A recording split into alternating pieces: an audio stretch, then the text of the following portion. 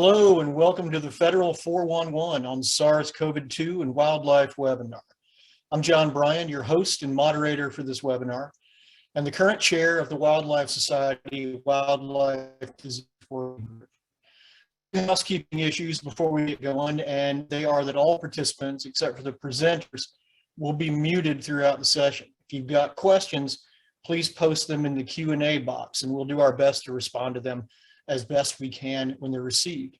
If there's time following the presentations, we'll roll over into an open panel response discussion to revisit some of the main posts and questions posed. Moreover, the webinar is being recorded and will be available on the TWS webinar page sometime within the next 2 weeks, so feel free to check that out. So without further ado, let's get started with an introduction for our first speaker, Dr. Ria Guy, who is an Associate Service Fellow and Epidemiologist at the CDC One Health Office. Dr. Guy is a doctoral epidemiologist in the One Health Office within CDC's National Center for Emerging and Zoonotic Infectious Diseases. Her work in the office includes a combination of projects, both domestic and global One Health, including research, database management, surveillance, guidance, and tool development. Dr. Guy has been working with the One Health Office for about 5 years. Prior to employment at CDC, Dr. Guy trained as a disease ecologist, having conducted postdoctoral fellowships that investigated infectious disease transmission dynamics between humans, livestock, and wildlife. She received her PhD from McGill University in Canada in 2015, which involved genomic, statistical, and epidemiological research on the transmission of zoonotic parasites between people and wildlife on the African continent. So, Dr. Guy, please take it away. Thank you so much.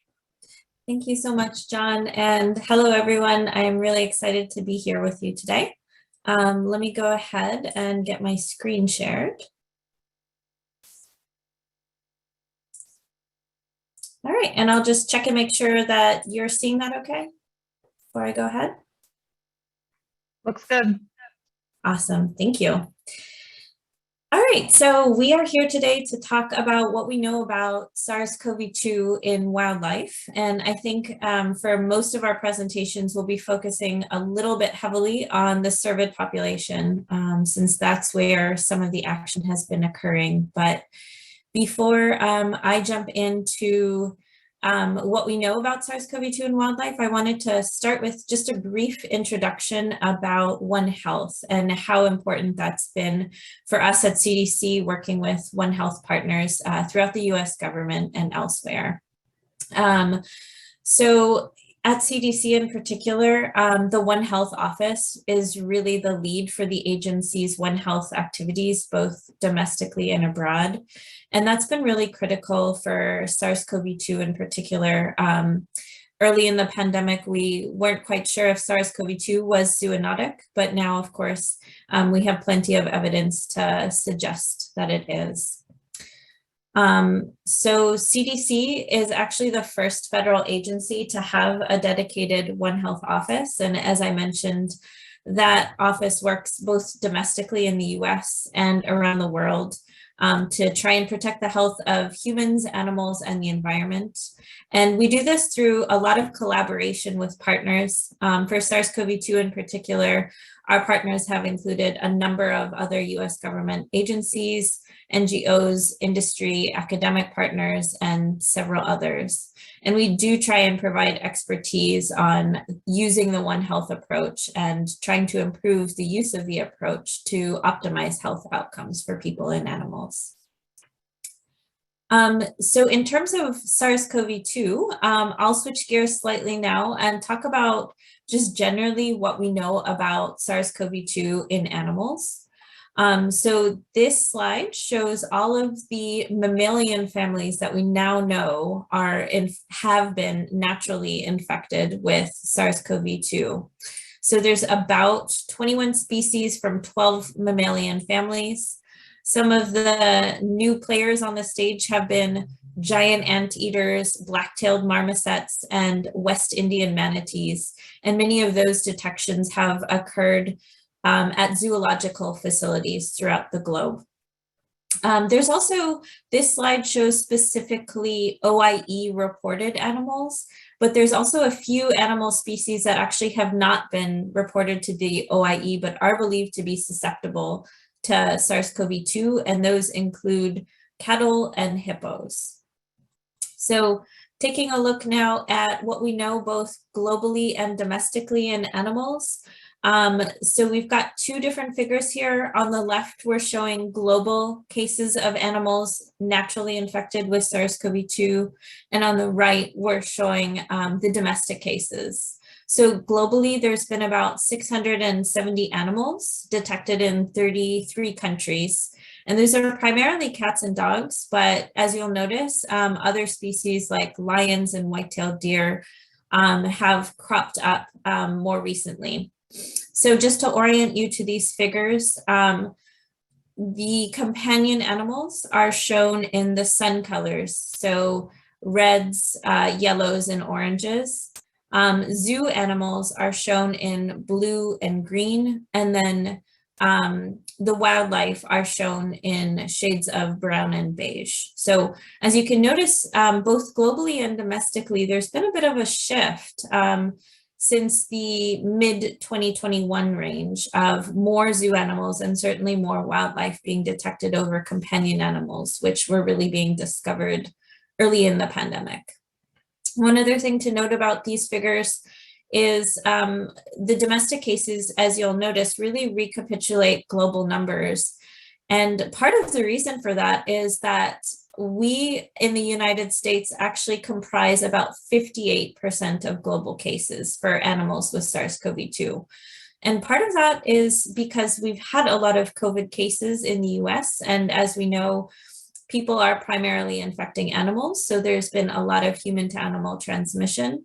But I think another salient point is that we've been intensively seeking out these animal infections and trying to understand more about SARS-CoV-2 in animals. And in this respect, we've been a leader on the global stage. So let me speak a little bit about the One Health interfaces that we've been interested in pretty much since the start of the pandemic. There's basically four. We've talked about each of these a little bit. So the first is companion animals, and we've conducted investigations in households and animal shelters, and do have passive surveillance as well in the US to detect companion animal infections.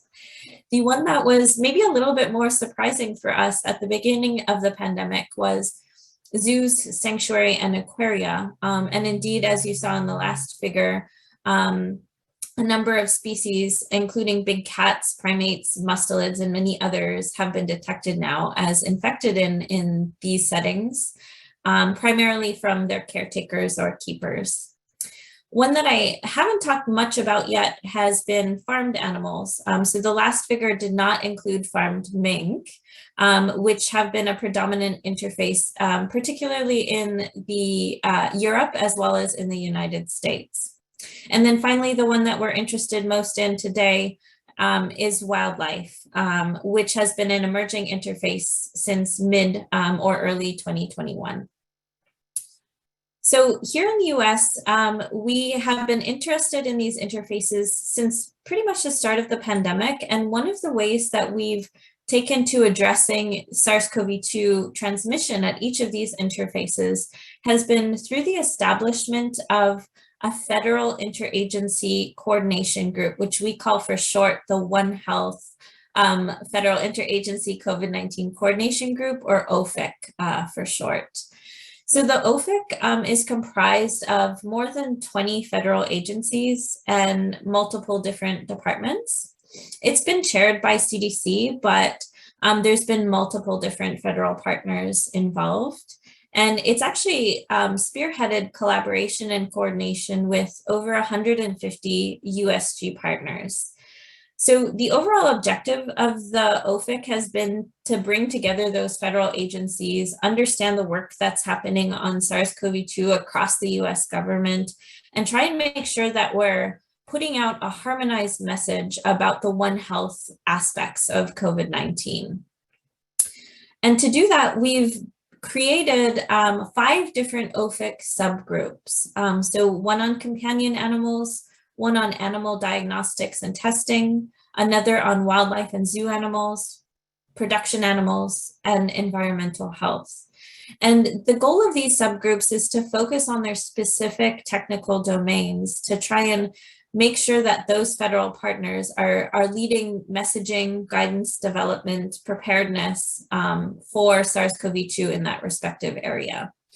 And the one that I wanted to talk a little bit more on today was the wildlife and zoo animals subgroup, which many of us on this call, including myself and Tom, have been part of since the beginning of its establishment.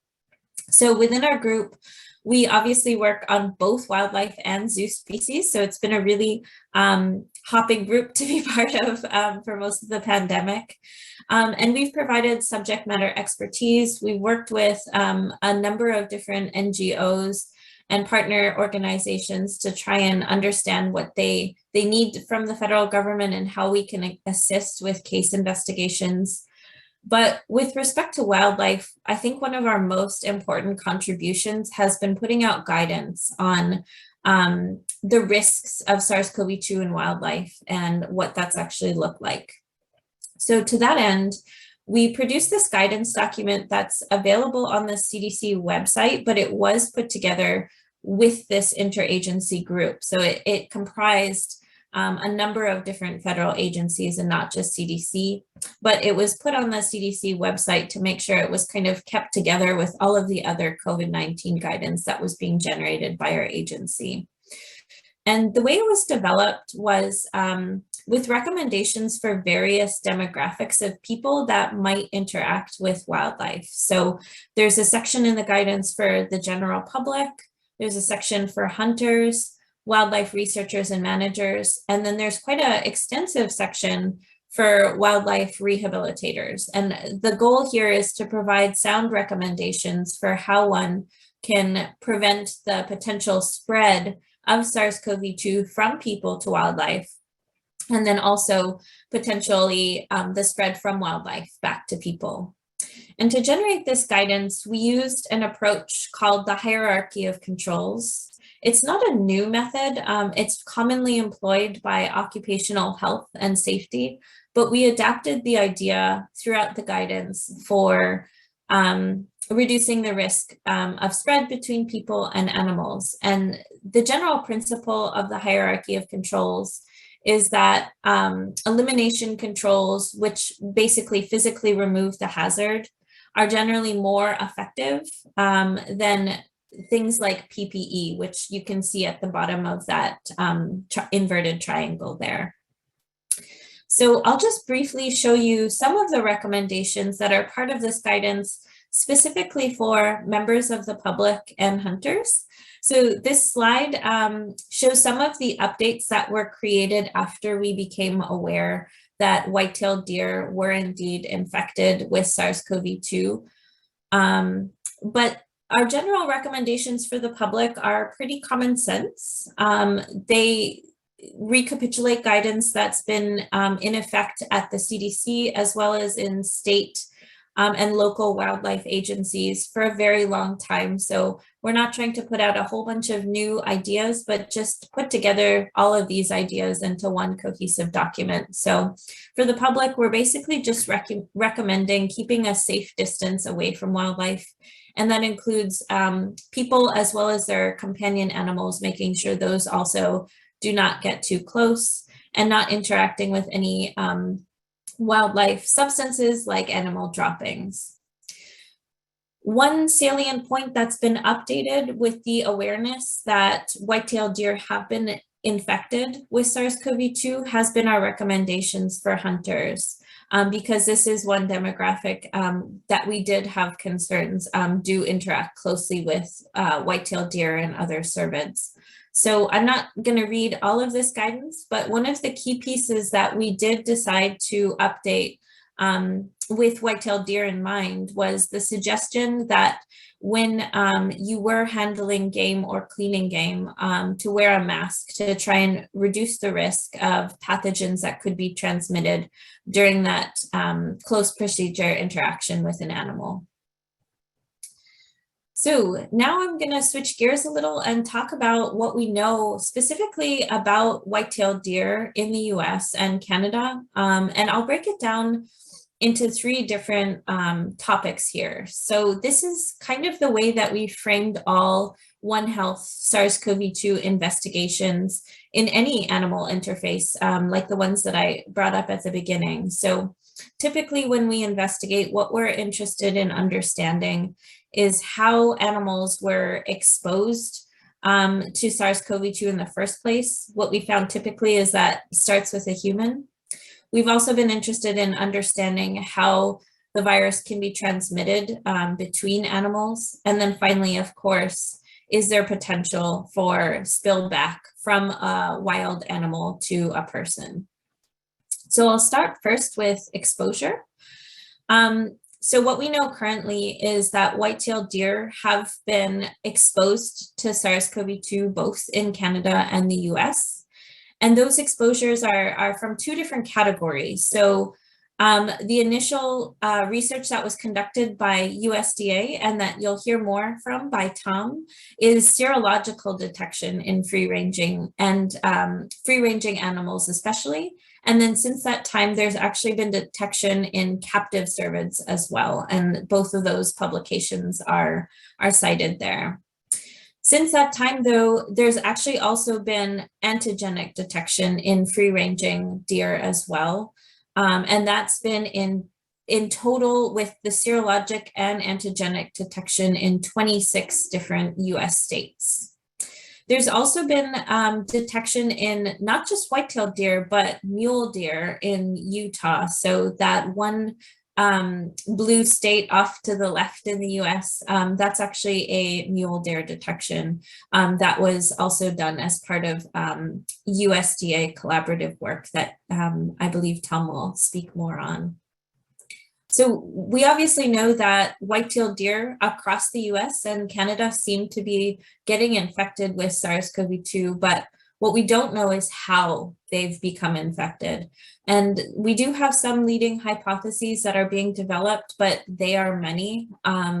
So our primary ones are either direct contact with a person through activities like hand feeding, rehabilitation, potentially even wildlife management. It could also be indirect contact with fomites. So maybe deer in garbage dumping areas, or the virus is surviving in wastewater. And then our final hypothesis is potentially reservoir. So peri-domestic animals, livestock, or potentially other wildlife that have gotten the infection, presumably from people, and are carrying it and transmitting it this way to white-tailed deer. Next, I wanted to talk about what we know about transmission within deer populations. So what we know here is first that white-tailed deer do become experimentally infected and can transmit the infection between infected and naive fawns. And this was work done by USDA as well as others in the US to try and understand that information. But we also know that deer have been infected naturally, and that transmission seems like the most likely way that it's been spreading among the deer population. And there are 2 or 3 papers to date that show not only that deer seem to be transmitting, but that it's actually evolving in these populations. So down at the bottom, I've included a few phylogenetic trees.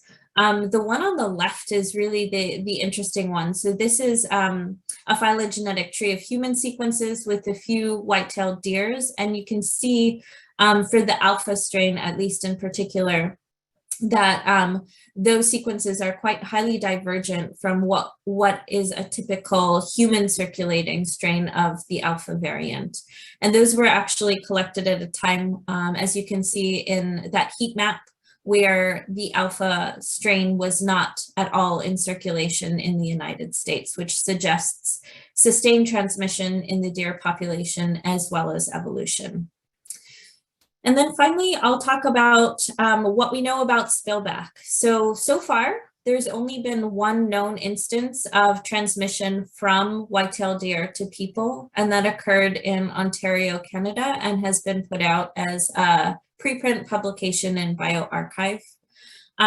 So what I will say about this is you can see the phylogenetic tree at the bottom. It's a little small, but off to the right is a cluster of white-tailed deer sequences. And what was discovered is one human sequence that actually fell within that cluster and was quite similar. So it contained 80 out of 90 mutations as that highly divergent white-tailed deer cluster. That individual was reported to have close contact with deer, was detected at the same time and in the same region as the deer. So these authors put out quite compelling evidence that that could have been an instance of transmission from white-tailed deer to that individual. It is quite possible that other spillover events have occurred, but our ability to detect those has been limited by a number of factors, including surveillance in wildlife, the novelty of the strain. In this case, those authors were able to detect that potential transmission event because of how divergent that strain was. As well as human sequencing efforts, we have to have a companion human sequence to be able to identify that. And then our overall ability to case find and contact trace. So that's a very quick summary, but we'll hear more from others on the call today. But I wanted to summarize some of the public health concerns that have come out of what we understand to date about white-tailed deer and other wildlife. And as CDC, what we've been most concerned with. So we have three primary concerns, which is sustained within species transmission or the establishment of a North American reservoir, transmission between wildlife species or wildlife and domestic species like livestock or companion animals. And then because we know that wildlife are also infected with their own endemically circulating coronaviruses, we also do have concern about recombination of SARS-CoV-2 with with an endemic coronavirus. And our reasons for being concerned about each of those are quite similar, and it's because they might lead to the evolution of novel mutations, strains, variants, or in the case of a recombination event, even a new species. And the reason, of course, as public health, why we're concerned about those is because of the potential that these new strains, variants, species could spill over from wildlife to infect people. And our doomsday scenario really is that those new strain species could evade what we have currently in terms of diagnostics, therapeutics, and vaccines, or potentially something like what we saw with the Delta variant, where we could detect them, but transmission was really enhanced. And that led to a situation where in much of the country, health infrastructure became overwhelmed. So with that, I'll stop. I wanted to give sincere thanks to everyone on this call for listening, as well as the hosts for inviting me, and all of the collaborators that we have at CDC, including the groups on the call today, USDA, and the National Wildlife Health Center. Thank you.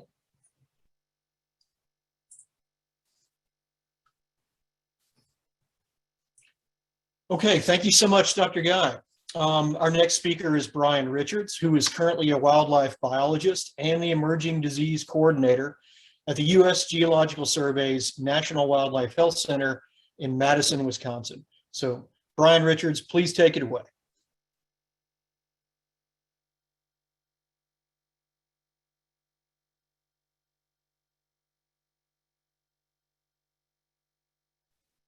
Assuring you can see a background there.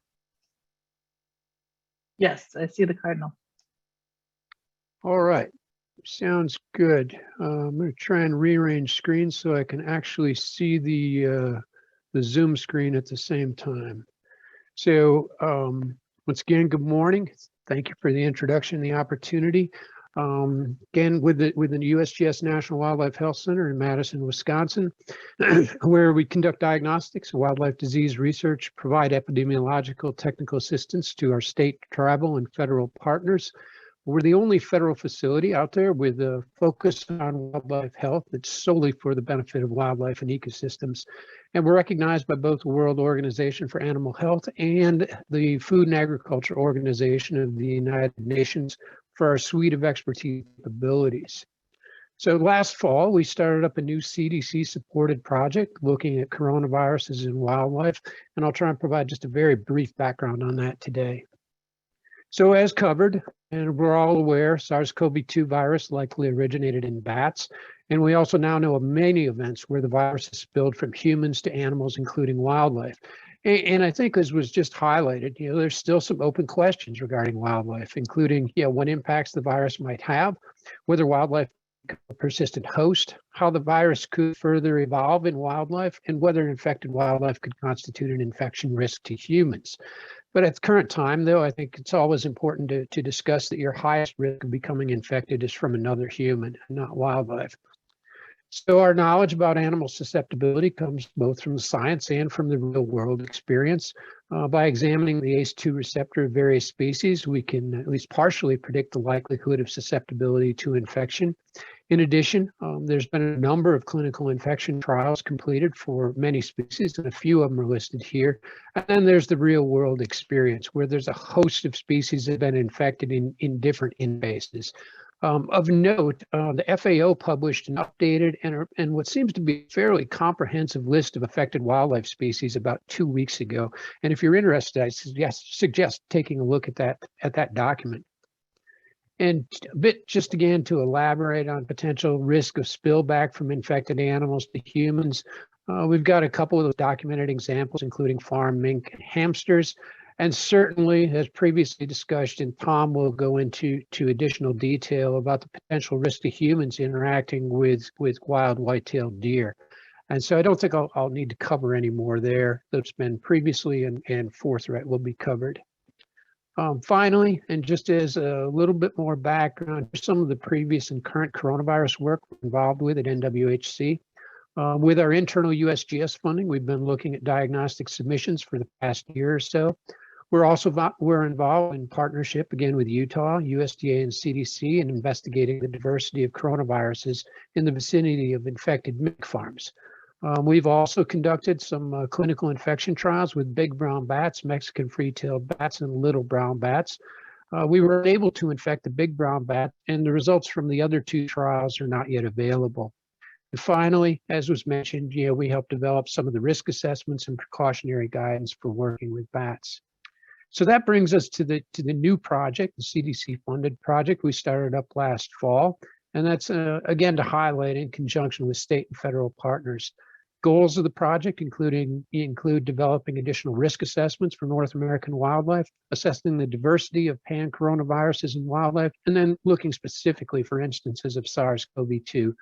We're using a couple different surveillance streams as samples, and the results of surveillance will be used to help inform the risk assessments.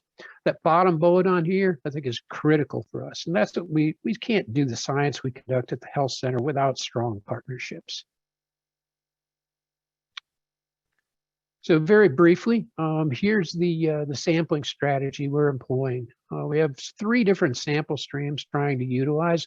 First, leveraging situations where partners are already physically accessing mammals, or refer to those as samples of convenience.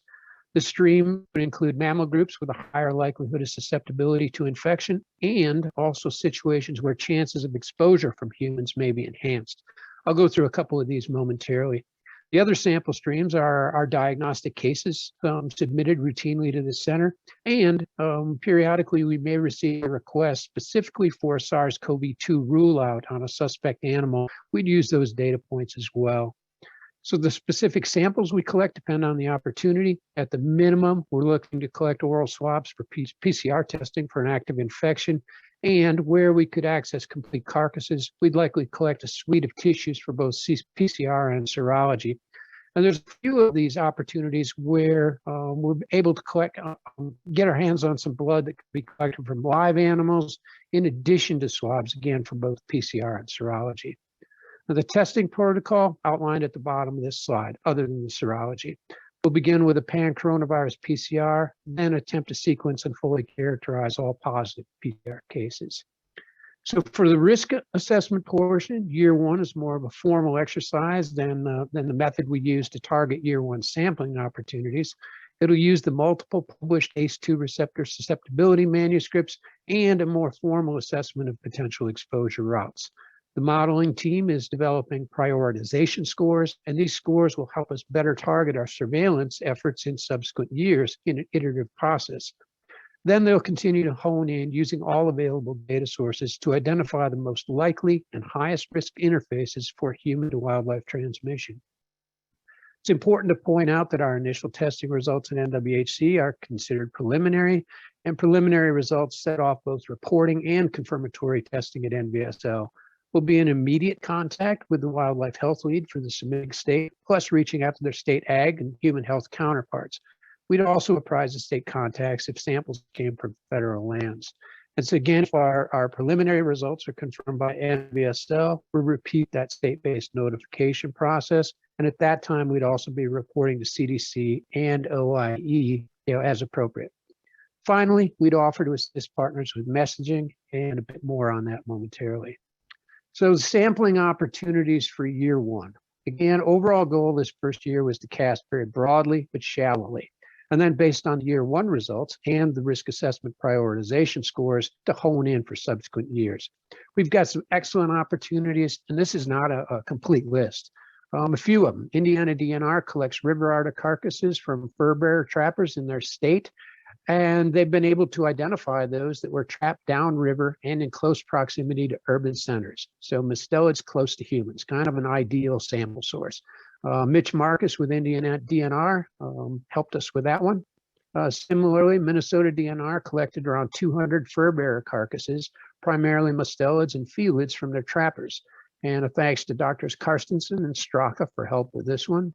NPS and Forest Service, live trapping fishery in California in and around Yosemite National Park. Once again, mustelids in close proximity to humans. And Dr. Lori Baton has been instrumental with all of the NPS samples. This spring, we're going to be able to sample live nuisance bears when they're captured and relocated. Kind of by definition, these bears have likely been exposed to humans and their waste materials. Nate Fuller with Nevada was able to provide some banked black bear sera, kind of gives us a timeline through the COVID era. We're working with NOAA to leverage specific marine mammal opportunities on the West Coast. And from Alaska Fish and Game, Dr. Kimberly Beckman has provided a host of sampling opportunities.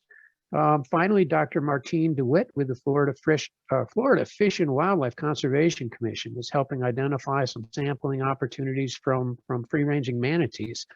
In all, we're around 2,000 individual samples from between 700 and 800 different individual animals.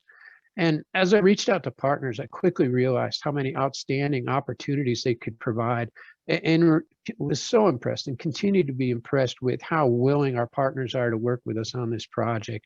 And we couldn't even begin to accommodate all the opportunities that really would have been available to us this year. Communications. We've spoken with many partners, recognize the sensitivity around testing wildlife for SARS-CoV-2. Some of the states are very interested. Others may face realities inside their jurisdictions that make testing and communicating positive results more challenging. So we absolutely respect partner needs, and if a submitter chooses to not have diagnostic samples tested, we honor that request. Risk communications can be pretty challenging. So we don't want to vilify wildlife that may test positive for SARS-CoV-2, but a prime example of that is bats. Now, I think as we're all aware, bats are sometimes underappreciated by the public. And if bats are seen as a risk for human exposure to COVID, they could be vilified even further. So a few of us at the center, including Dr. Leanne White and myself, we put together a one-pager regarding risk communication for SARS. It's based on the literature, leaned heavily on guidance from McFarland and Roca, and that's available on our website if you're interested. And if test results come back positive, we'll do outreach, and we're willing to work with partners on their external communications as well. So here's the basis of the guidance. Really quite simple concepts, but I suspect that many of us have made these mistakes before. I know I have repeatedly over probably the past 3 decades. Don't repeat misinformation. You're just giving it more credibility. Address risk, but put that risk in context. Things like identifying how people are most likely to be exposed to COVID. And remember, it's not from wildlife. When discussing wildlife, emphasize how important they are and highlight the ecosystem benefits they provide. Balance your messaging and let your audience know what they can do, not only to protect themselves, but to protect wildlife itself. Think about, keeping your distance with wildlife, between you and wildlife while enjoying the great outdoors. Be transparent, identify your next steps. So I highly recommend the McFarland and Roca paper, and it's freely available online from the journal Biological Conservation. With that, I'm going to close up and give Tom hopefully an opportunity to cover all the great work that USDA and their partners are doing. Here's some of the logos of the key partners for this project to date. And if you are a partner and you don't see your logo, I apologize to you as I put this list together. So thank you again for the opportunity, and hopefully we'll have a few minutes for follow-up at the end.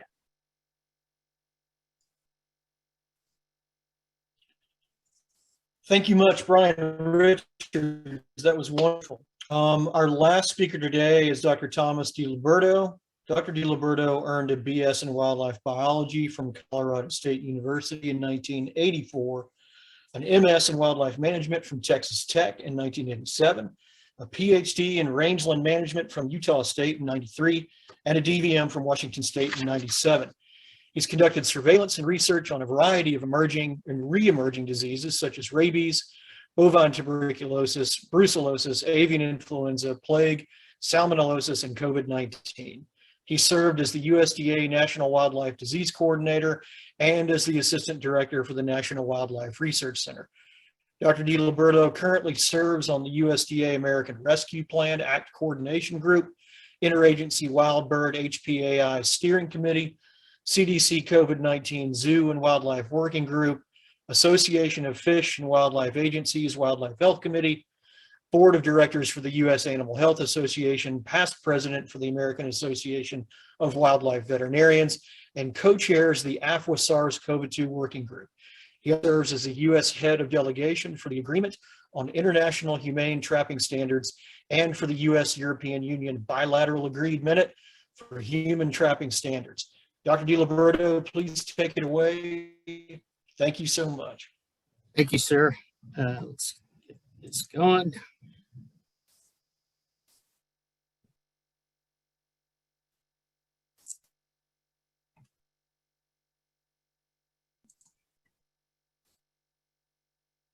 Assuming you can see that.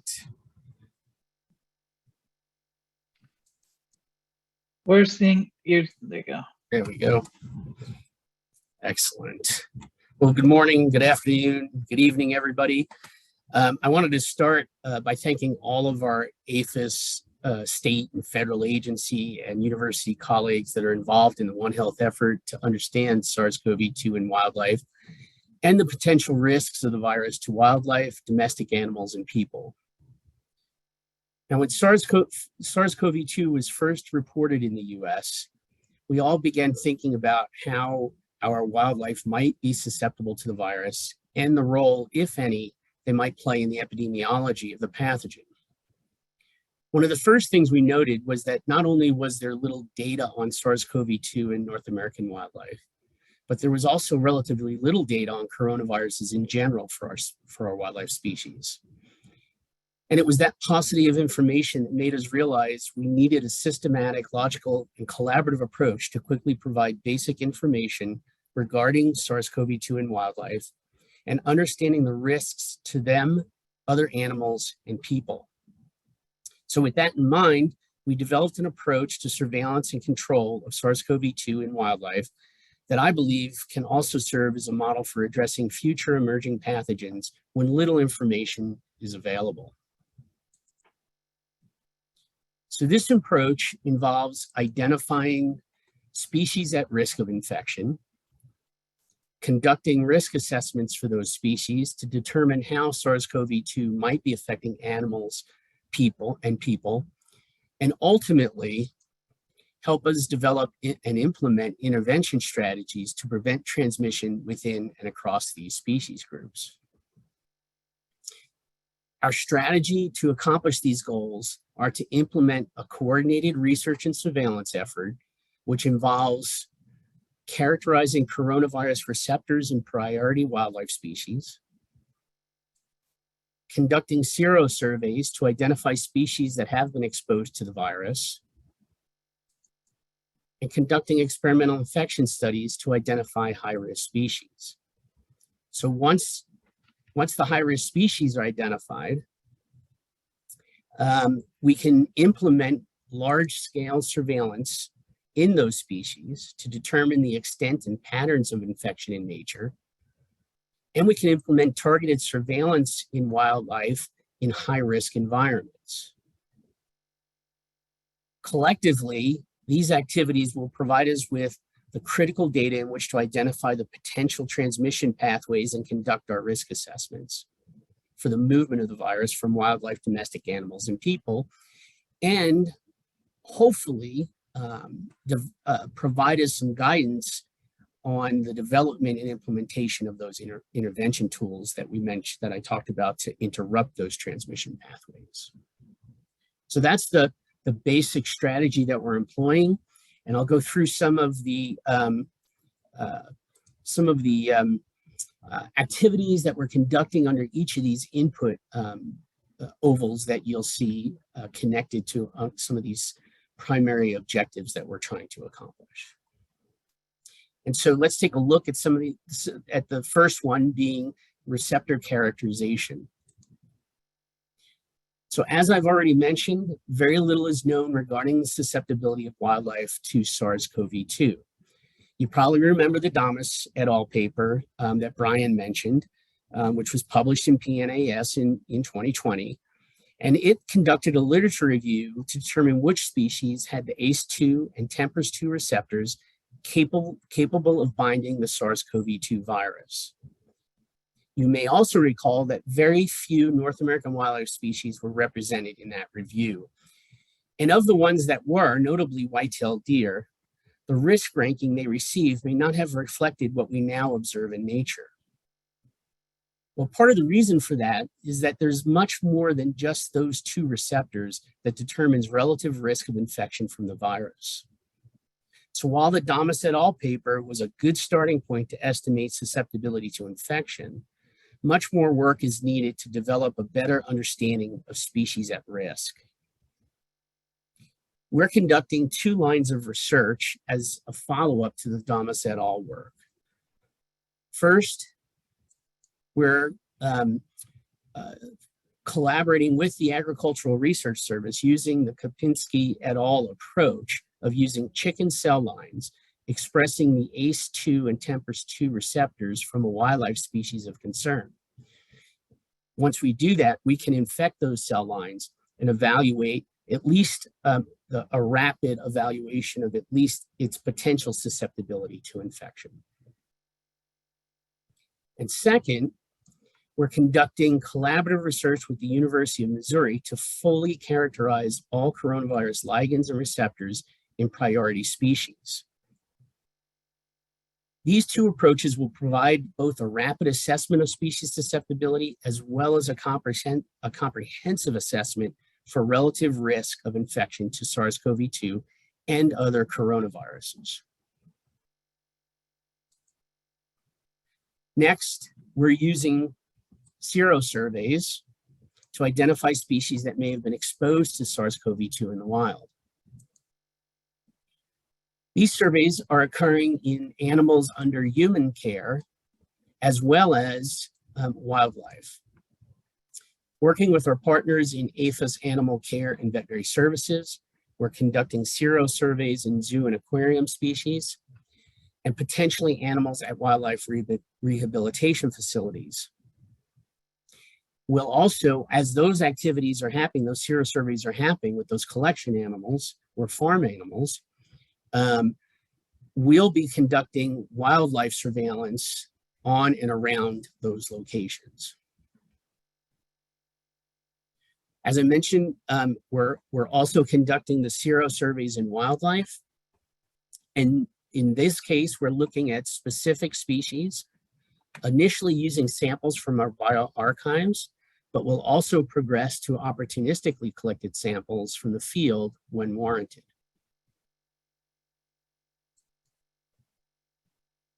Finally, we're using traditional experimental infection studies to identify high-risk species. Here, we've been focusing primarily on cervids and peridomestic species. Those peridomestic species are primarily rodents, mesocarnivores, and canids. And as Rhea had mentioned earlier, most of our work on cervids to date has been on white-tailed deer. With respect to white-tailed deer, our partners at ARS, their National Animal Disease Center in Ames, Iowa, have been leading our efforts. They've conducted a series of experiments that have confirmed the susceptibility of white-tailed deer to SARS-CoV-2, established shedding patterns for the virus in deer, identified clinical signs in white-tailed deer, or really the lack thereof, identified broad tissue tropism for the virus once an animal is infected, and have documented efficient deer-to-deer transmission.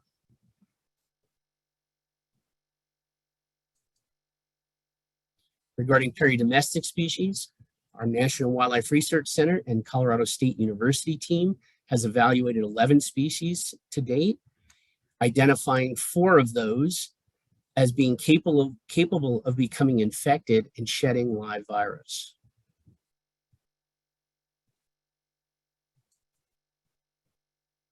Our next set of experimental infection studies will be looking at mule deer, elk, and some additional studies on white-tailed deer using Delta, Omicron, and that Canadian white-tailed deer lineage virus that was found in Southwest Ontario that Rita mentioned in her presentation. Additionally, we're currently evaluating wild house and deer mice using the Omicron variant. And we'll also be evaluating scavengers, and finally, whether mink can transmit the virus to deer mice in a simulated farm environment.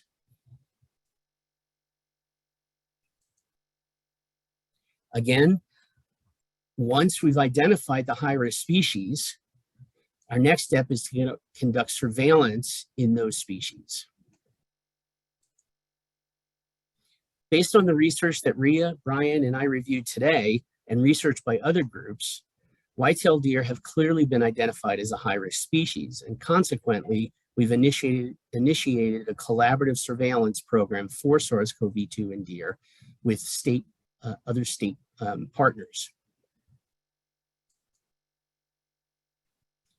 This effort was initiated in late November and will continue for several years with the aims of determining if the virus is persistent and independently circulating in deer, whether there are state or regional differences in the apparent prevalence, genetic lineages, or in rural versus urban areas,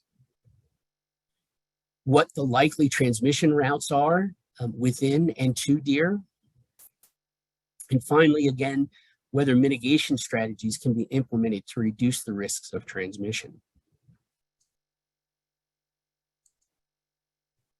The first year of sampling was completed at the end of March, and although we didn't get started until well into the fall when most of the opportunities to collect samples from hunter-harvested animals had passed, we were still able to collect over 8,700 samples. And those were collected from 28 states, and that was due to a tremendous effort, again, by our state partners and our state wildlife services offices. From this first year of sampling, we found positive deer in 24 states and an apparent prevalence of 13% across all those states. Also, initial analysis of sequences suggested that the most commonly detected variant was the Delta variant, followed by Alpha, Gamma, and Omicron. We're currently in the process of QCing the data we collected during year one, conducting whole genome sequencing and the appropriate phylogenetic and evolutionary analysis on those positive samples, and developing our sampling strategy for the next hunting seasons in the fall. I'll also mention that we're going to be working with the Western states to initiate a mule deer surveillance project this fall as well. And that's due to the recent findings that mule deer, a positive mule deer in Utah, and some serological positives in addition to that in Utah.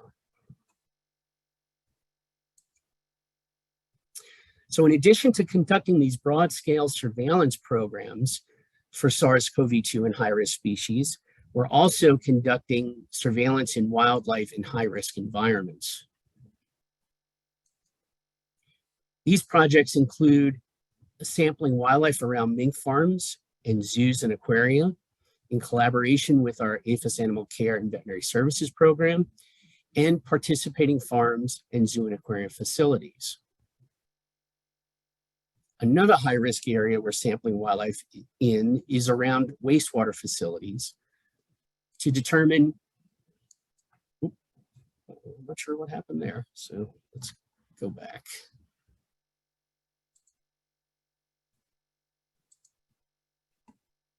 So to determine if the virus is moving from wastewater into wildlife populations.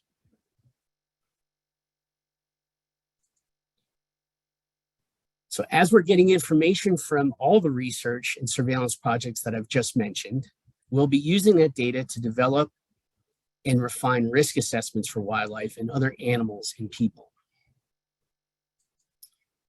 There's been some really very nice work done by USGS and the Fish and Wildlife Service on risks posed by SARS-CoV-2 in bats, and Brian mentioned some of those activities as well.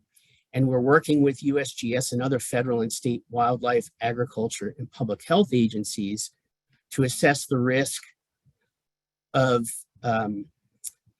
posed by the virus to white-tailed deer. And of course, as more information becomes available on white-tailed deer and other species, we'll continue to work with our One Health partners to improve risk assessments that have already been conducted and to develop new assessments when appropriate. Finally, the goal of conducting all of these efforts is to implement management strategies that would reduce the potential of the virus from entering wildlife species, circulating in them, and ultimately being transmitted to other animals or people. It's through these types of One Health approaches, which focus on our collaborative research, surveillance, and management expertise, that we can most efficiently identify species at risk and conduct the necessary risk assessments that will allow us to develop appropriate management strategies to keep our ecosystems, animals, and people healthy. And I hope I have succeeded today in giving you a very broad overview of the comprehensive approach to SARS-CoV-2 that USDA is implementing with our Department of Interior, CDC, and state and university partners. Thank you.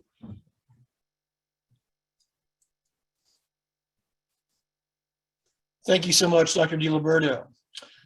In the time remaining, we're going to open up the presenters for kind of a general panel to discuss and respond to some of the questions we've received. A lot of them have been answered, but there still may be some thoughts and ideas floating on out there. Feel free to put those in the Q&A, and we'll see if we can answer them in real time here. So let's start that.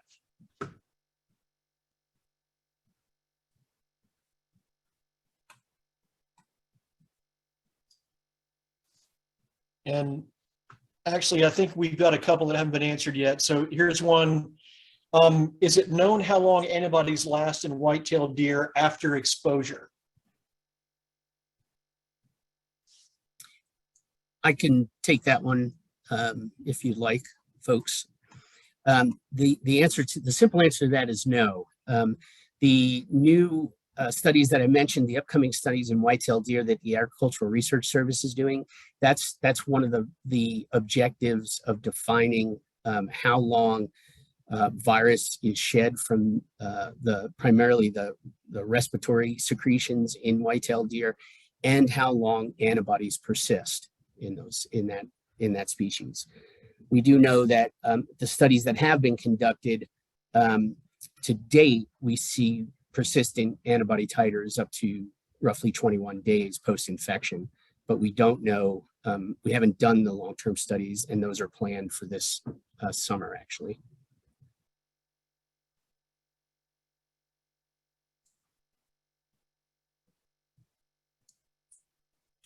Oh, John, you're on mute. Pardon me. Thank you for letting me know. So we've got about time for one more question, and I'm going to go ahead and put it out there. So do we have any information on COVID mortality rates in wildlife? Do wildlife exhibit any symptoms of COVID? How long do you think various animals are infected for? Rhea, I think that was directed to you originally. Do you want to, I don't want to put you on the spot there. Did you want to take that one? Sure. Yeah, no problem at all, Tom. Okay, so for the first part of the question, mortality rates in wildlife, I think the answer is we don't know, but it's always based on wildlife surveillance. So we know of any surveillance arm, wildlife can be the trickiest, and we have to not only find wildlife mortality events in the first place, but then actually know to test for SARS-CoV-2. So we haven't seen mortality. In terms of white-tailed deer, I know Tom would be able to chime in on this too, but there's no known evidence that white-tailed deer were exhibiting clinical signs prior to sampling as part of any of the research that we all described today. In terms of how long we think animals are infectious for, very little information in wildlife because of surveillance, because they're wild animals, because it's difficult to trap them multiple times. But I think we can extrapolate a little from other animal populations. So one that we know probably the most about at this point is companion animals. And in companion animals, their infectious period looks quite similar to people. It depends on the variant, but we typically see companion animals becoming symptomatic about 2 to 7 days after exposure to a person, and then they stay symptomatic and are PCR positive for between 10 to 14 days after that. So that's what we've seen in other animal species. Whether that translates perfectly to wildlife is still a bit of an unknown. And I'll add in, nothing, everything Rhea said was spot on. I'll just add some information.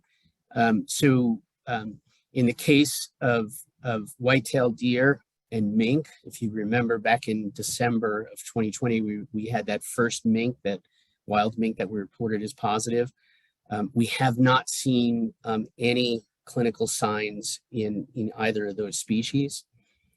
We have, I think Brian can check me here, but as Rhea said, we don't have any confirmed mortality events in a free-ranging wild animal from SARS-CoV-2. And in the case of the mule deer that Utah Division of Wildlife sampled as part of a GPS collaring research program, the individual was radio collared, GPS collared, released, and there was no indication that that animal had died subsequently after it was released. So there's really, we don't have any information that would suggest there's large-scale mortality events occurring in wildlife to SARS-CoV-2. Thanks, folks. I have to do my moderator duty and say that we are out of time for the most part. Any questions that remain in the Q&A, I would encourage participants to reach out and see if we can get those answers in the sidelines or on, through another media. So thank you so much to our speakers today, and to Tricia Fry and Kristen Shirk for the support in getting this webinar off the ground, and for all the attendees. This kind of thing doesn't happen without you, so thank you so much. And another reminder that this webinar has been recorded and will be available on the TWS webinar website in about 2 weeks' time, maybe sooner. So with that, I will sign off and say take care and have a wonderful weekend to everyone.